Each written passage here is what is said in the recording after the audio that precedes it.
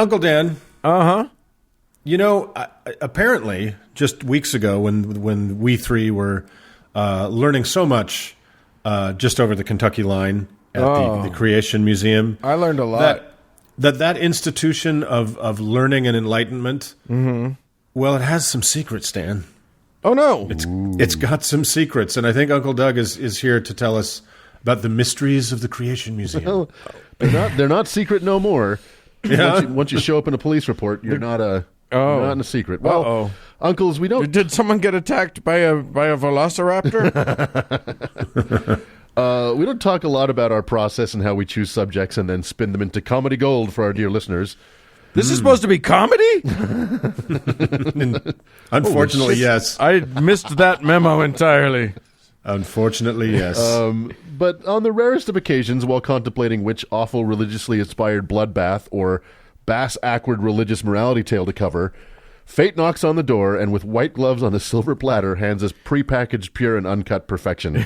Yes. Such was the case the other day when I opened up my computer and saw the following headline: Megachurch founder tried to get his former son-in-law murdered on trip to Creationist Museum, says ex-bodyguard. Okay. I just came in my pants. My pants are full of life-giving goo. Sorry, young listeners. Yeah. They needed to learn something. And older listeners. Yes. Sorry. I think you need to be sorry to everyone. There's just I'm so sorry, much, everyone. There's so much to like in this headline, even before doing any research. Just from the headline alone, Yeah. we have a mega church founder, so that's the promise of inevitable corruption and financial mismanagement. True. We have attempted murder, by far my favorite kind of murder. Exposing religious hypocrisy, which is what fuels our podcast. We have a trip to the Creation Museum, something now fully crossed off of all of our bucket lists. Yes. Yes. And finally, we have betrayal by an ex-bodyguard, hinting at boundless hubris, self-importance, and misplaced trust. I love it. So I will point out that bucket list that you referred to, it was only hastily scrawled onto it minutes before. In the margin, so yes. It wasn't actually there before we got there. So the only headlines I could think of more suited to this podcast would be Mormon psychic loses favorite owl to Hasidic Jew in pig racing bet with deceased Hindu llama magnate, or Deepak Chopra and Eric Trump still missing after big game hunt goes horribly wrong during the filming of Celestine Prophecy prequel.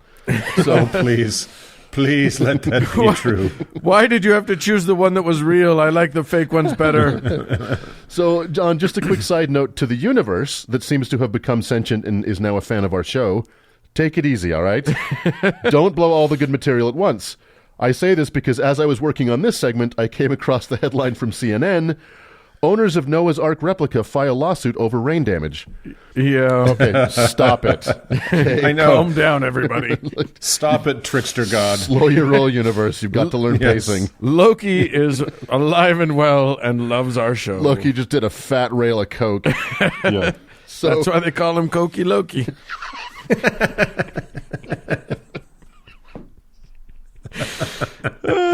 Fun. We have fun. That's why? I never knew why. all right. Let's dig into this perfect headline of attempted murder by a holy man. The pastor in question is one James McDonald.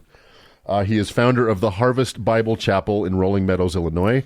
And the subject of the song, Old MacDonald Had a Murder, which I don't know if you... McDonald had attempted murder. And there's got to be like a random name generator for churches, right? Harvest Bible Chapel. Yeah. Anyway, McDonald was born in Ontario, Canada in 1960, so thanks, Canada. Oh, great. Yeah. Great. Yeah. He went on to get degrees from London Baptist Bible College, Trinity Evangelical Divinity School, and Phoenix Seminary. So nowhere. He got degrees from nowhere. Each worth Yeah. about as much as my PhD dissertation on the oranges of the species from Trump University.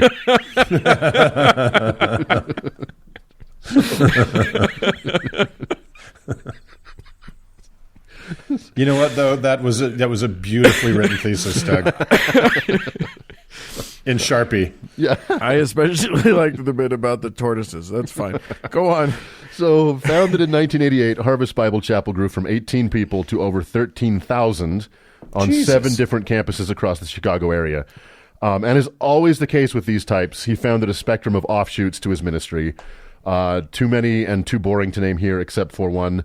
Vertical Church Films, which produces small 1 to 3 minute vignettes about Christian subjects.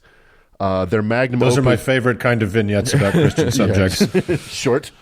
Yeah. Their magnum opus is a single shot short looking over the crucified Jesus' shoulder as he takes his last breaths for 6 minutes. Oh, shit. A Jesus POV. Christ. Yeah, it looks like a shirtless Freddy Krueger.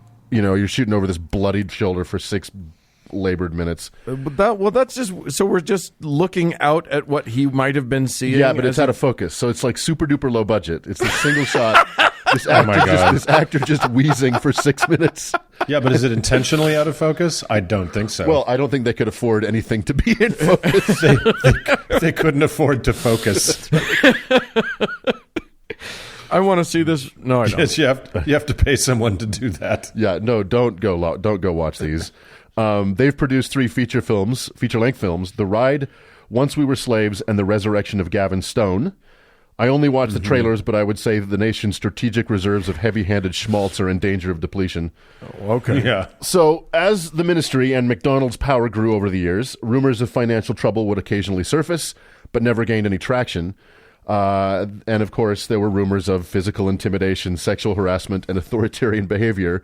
But, no one believed him. Several incidents that have come to light now, But including... that's never happened in a megachurch, so It's of course so the authorities weird. didn't take No. it seriously. Christians are never like this. That's the thing is, Yeah. it's just this story is like in a vacuum, it's remarkable, but in the context of all of the megachurches we've covered, it is so pedestrian. Yeah. It's almost Yeah. boring.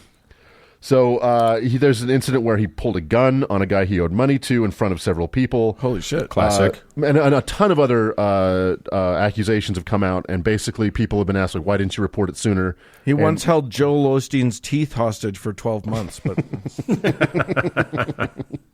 then nobody talks about it. Well, he got him Yeah. back in spades. It's weird that nobody talks about it. So this brings us to 2015. McDonald's daughter and Tony Groves, his at the time son-in-law, had recently divorced, and McDonald somehow got it in his head that Tony had recorded them having sex, Tony and his wife, and posted it on the internet. Where he heard this rumor, I could not discover, but he became obsessed with it and took to scouring porn sites trying to find it. Yeah, of course Yeah, he did. sure. Yeah. Or You that's gotta what he find that. claims. Yeah, exactly. Probably what happened is he saw it on a porn site and then worked Reverse backwards engineered from himself there. out of that. Yes. And his wife discovered his search history, and he said, "Oh, honey, what I'm doing That's is trying to protect the family." almost certainly what happened. Yeah. So while he was on a motorcycle trip from Illinois to the Creation Museum in Kentucky with his ex-son-in-law, he asked his volunteer bodyguard, Emmanuel Manny Booker, over breakfast if he could kill his son-in-law. Wow. And then he said, what's that? He's a zillionaire megachurch pastor, and he has a volunteer bodyguard. Volunteer bodyguard. Listen, when Okay, you run copy a that. church, if you're paying anybody for anything, you're That's- playing a sucker's game. That's right. Yeah, you're the idiot at that point.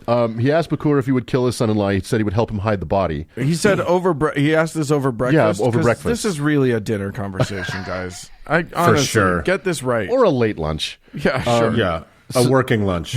Now, depending on whether this was to take place before or after the visit to the Creation Museum, would go a long way in determining if this was an act of aggression or mercy. But Manny told him to fuck off and attributed it to a temporarily troubled mind of an angry father. However, in 2018, McDonald asked a friend and local radio personality, Mancow Muller, if he Yes, knew any... Mancow. Do you know him? Yeah. Oh, yeah, he's a famous right-wing, he's Yeah. a crazy right-wing He's the- guy that got waterboarded Yeah, that's right. on air and decided, oh, it actually is torture. We shouldn't be doing that. That's right. Wow. Yeah. You got to love the intersection where Mancow and Christopher Hitchens meet up. That's an interesting moment. The nexus of the universe. Yeah. It's a small vortex. world. It's a vortex. McDonald asked Mancow if he knew any hitmen. At first, Mancow thought he was kidding, and Mancow being, of course, the host of Mancow's Morning Madhouse, until several months later when he compared notes with what's his name, the bodyguard, Manny. Manny. Thank you, the bodyguard. Presumably, they were debating the merits of slide whistles versus boner sounds, and they realized that McDonald was actually a serious danger to Groves, and they approached the police. Which, by the way, if you haven't heard Manny and Mancow's podcast, which is actually a very serious podcast, you guys should probably tune in. Manny and Mancow. So although the police have yet to charge McDonald, the house of cards has begun to collapse. So wait, they didn't go to the police after they were approached for contract murder. Yeah. And didn't go to the police. So Manny... Okay. Yeah, so McDonald approached Manny in 2015, and Manny kind of said, all right, this guy's, he's a troubled father. And then Mancow was approached by McDonald twice in 2018 until these two guys spoke to each other and realized this guy's fucking serious. Then they went to the police. All right. Wow.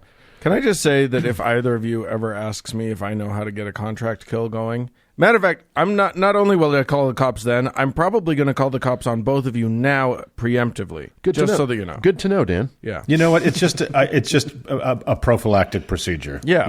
What can it hurt? Now I've got to dig 2 holes in the desert. So Mancow also broadcast recordings of McDonald threatening to plant child pornography on the computers of his rivals and reporters that were not favorable to him. Wow. So under the weight of these accusations, McDonald took, quote, an indefinite sabbatical from his ministries, and then he was formally fired earlier this year. So, unsurprisingly, the ministries are currently $40 million in debt. Oh, no, another shock to my system. What? How am I supposed to deal with all of these shocking, surprising revelations? Right. Dog. That sound you hear is a cascade of my tears of sadness. This debt has prompted the Evangelical Council for Financial Accountability. That's a real thing. That's a real thing. To terminate Harvest membership. Oh, no. No. On the bright side, these various lawsuits and investigations have prevented McDonald from collecting his massive severance, at least for now. All I can say is if that organization is a membership organization that actually terminates memberships of unethical churches, they are a membership of like 3. Zero. Yeah, exactly. Yeah. So McDonald very recently appeared in a video posted to Instagram with his former son-in-law and future victim. To call this video awkward would be exactly how to describe this video. There is apparently a grandson involved that will bind these two men together for the rest of their lives. The chances of that poor kid growing up without massive damage is pretty much 0. Too late. Well, his dad's alive, so there's that. There's that for now. And to give this whole story a little perspective, James McDonald sat on Donald J. Trump's Evangelical Advisory Board in 2016 and resigned in protest over the Access Hollywood tape and Trump's blithe response to it. Oh, good. So sweet Jesus, this is everything. Imagine a dishonest, hypocritical, fraudulent, potentially murderous bully looking at you and saying, I can't be seen around you. You're kind of evil, dude. I can't be with you. You are a moral dumpster fire. Now, who will kill my son-in-law? Shame on you, Donald John Trump. Now, exactly. I'm going to hit the porn sites again looking for my daughter. Oh, God. So that's it. There's your surprising journey of Pastor James McDonald. Surprising and how unsurprising. Yeah, not in jail. Okay. Still not, charges have been brought. Yeah, though, right? yeah. No charge has been brought. Because for trying to contract kill? Mark, I didn't mention he's white. Okay, copy that, Jeff. Yeah, got it. So there you go. A fascinating look inside yet another religious mind. It's weird in our podcast when we talk about religion and there's that rare moment where something just goes haywire. Right? That's not on brand for us. Hey, but thank you, universe. I appreciate it. Yes, indeed. All right. Thank you so much. And the ark is sinking. Let us in all this joy move on.